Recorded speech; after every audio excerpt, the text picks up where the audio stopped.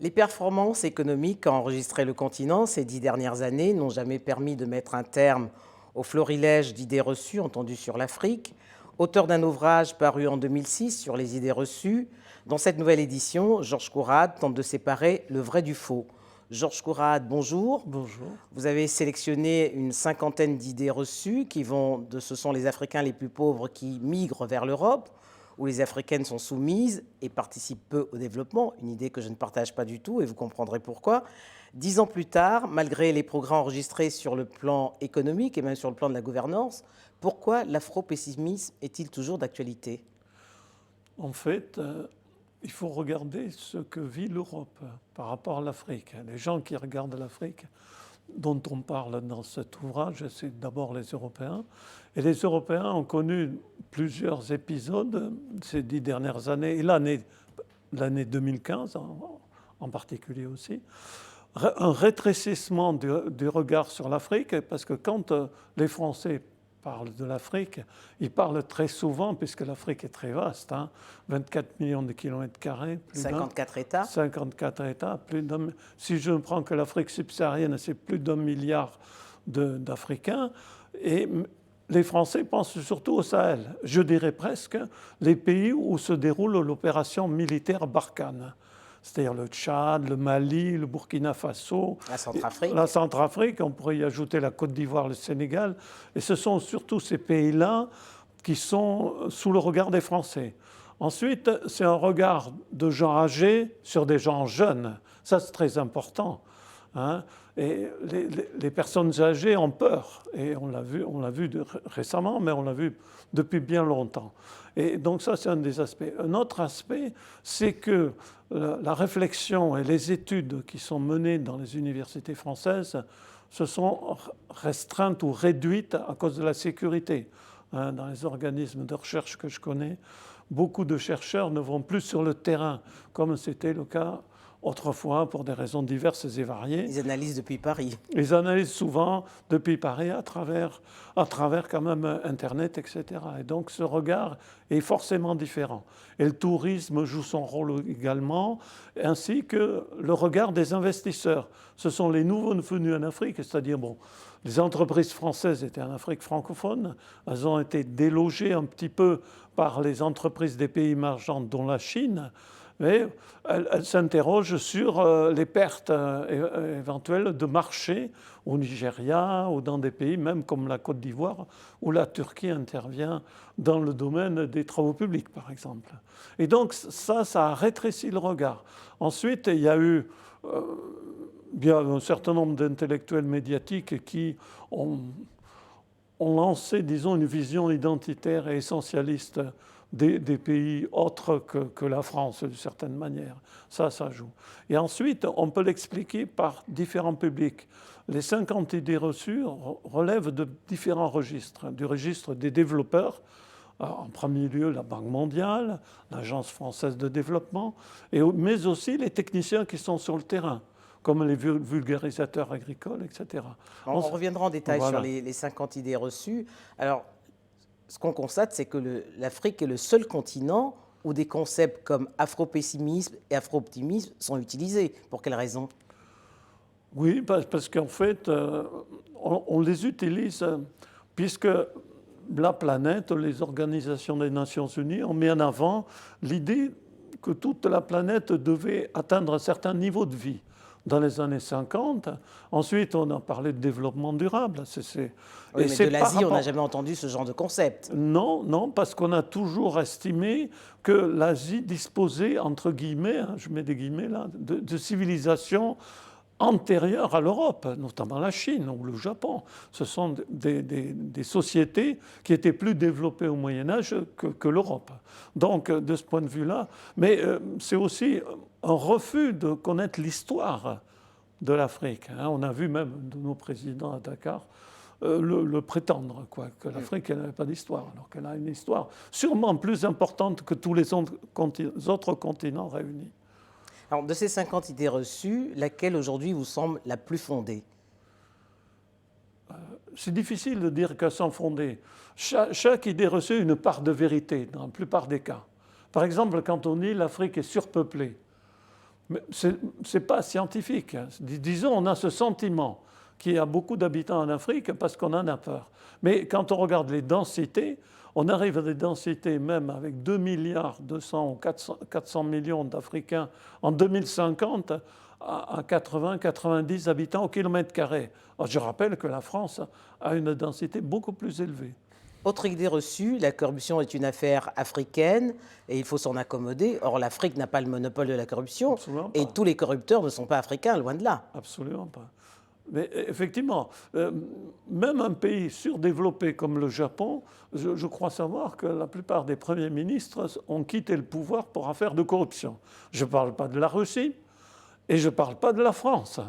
Hein, parce que quand on parle de bonne gouvernance, peut-on estimer en France qu'on a une bonne gouvernance à l'heure actuelle? Le concept de bonne gouvernance, comme vous le rappelez, ne s'applique toujours qu'à l'Afrique. Très souvent, oui, très souvent. On l'applique aussi au Kazakhstan ou à des pays de ce genre, hein, mais effectivement... Mais rarement aux pays développés. Et voilà, et on mesure les progrès de l'Afrique en termes de bonne gouvernance. On mesure les progrès de l'Afrique en amélioration du climat des affaires, etc. Alors, je voudrais qu'on évoque les 5 thématiques que vous avez retenues. La première, l'Afrique est riche, mais les Africains dilapident les ressources. 10 ans plus tard, qu'est-ce qui a changé? Il y a un certain nombre de choses qui ont changé. C'est-à-dire que les ressources africaines sont très convoitées.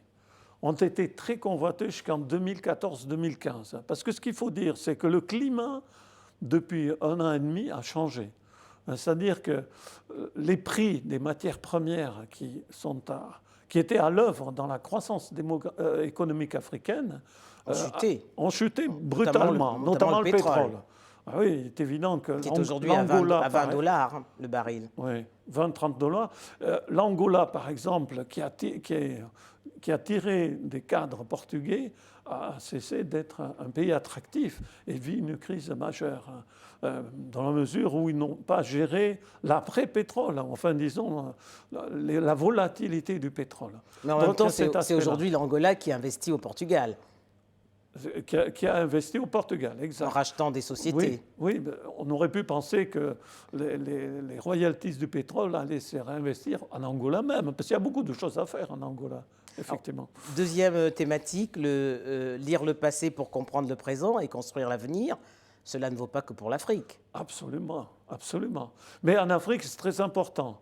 Parce que dans la mesure où certains ont cru que l'Afrique n'avait pas d'histoire, cette histoire est inscrite dans ce qui se passe du point de vue géopolitique actuellement. Il est évident que Boko Haram, par exemple, se réclame des États esclavagistes du Bornou-Kanem ou de l'Empire de Sokoto. Donc, lire la géopolitique africaine actuelle sans se référer à ce qui s'est passé dans le passé, c'est très difficile. Et par ailleurs, la construction des États africains ne peut pas se comprendre sans ces références au passé. Comportement individuel, mentalité rétrograde. Aujourd'hui, qu'est-ce qu'il en est? Alors là, ce qu'il en est, là je parle des représentations, je ne dis pas ce qui se passe réellement. Les représentations n'ont pas vraiment beaucoup évolué. Les fonctionnaires africains sont toujours, quand vous êtes amené à lire les rapports internationaux, qui sont lissés au carré, Banque mondiale, Agence française de développement, très souvent, on voit des fonctionnaires qui sont pointés du doigt pour leur manière de travailler ou de ne pas travailler.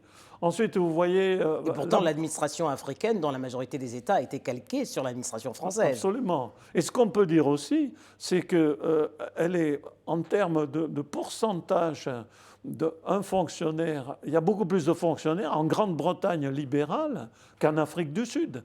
Donc, si vous voulez, quand vous regardez ce qu'ont fait les instituteurs africains par rapport aux instituteurs français, vu leur nombre, vu leur formation, c'est très méritoire. 4e chapitre, campagne archaïque et ville prédatrice.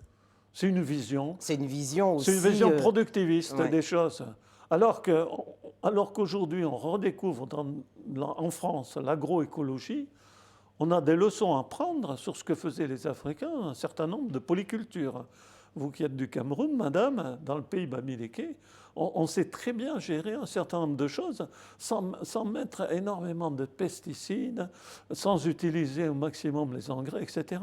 On a ce savoir. Une agriculture qui a toujours été biologique, en fait. Voilà, très largement, disons. On a quand même changé, parce que quand même on utilise des engrais et des pesticides dans les plantations de cacao ou de bananiers, du mungo. Mais il n'empêche que quand vous regardez l'agriculture vivrière traditionnelle du Bamenda, vous avez une agriculture dont les rendements sont élevés par rapport à l'investissement humain ou l'investissement motorisé, mais ce n'est pas reconnu. C'est pas reconnu. Dernier chapitre, les lions africains sont sur la ligne de départ, en fait, en opposition peut-être avec les dragons asiatiques. On peut dire qu'il y a un certain nombre d'acteurs qu'on a sous-estimés. Les femmes, nous en avons parlé. Les jeunes. Certains secteurs ont été sous-estimés. Le secteur informel. Les innovations aussi qui peuvent être créées dans certains secteurs, on vient de parler de l'agriculture, mais aussi les entrepreneurs africains qui ont beaucoup de mérite de travailler dans les conditions où ils doivent travailler. Et en même temps, on a sous-estimé la formation qui a beaucoup plus progressé quantitativement et en qualité qu'il y a certaines périodes bien avant. Donc il y a tous ces aspects qui vont accompagner l'émergence de l'Afrique. Ça ne sera pas forcément...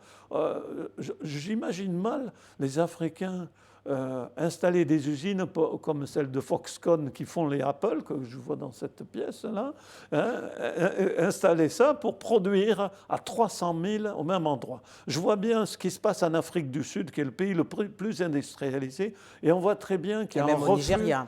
Et le Nigeria.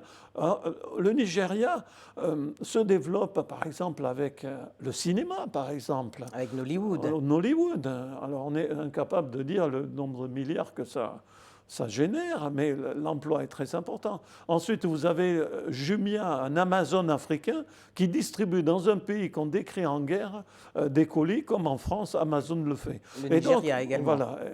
Vous trouvez on se trouve devant des situations qui montrent que l'Afrique va tracer sa voie, qui ne sera pas forcément celle de l'Asie ou celle de l'Europe, une autre voie très certainement, dans laquelle la créativité artistique jouera un rôle fondamental, la solidarité jouera sous des formes qu'on n'imagine pas encore totalement. Une solidarité qu'on a toujours reprochée. Oui, parce qu'on disait c'est le parasitisme familial. Mais dans la mesure où il n'y a pas de sécurité sociale, comment fait-on ? Georges Fourade, merci. Je vous en prie.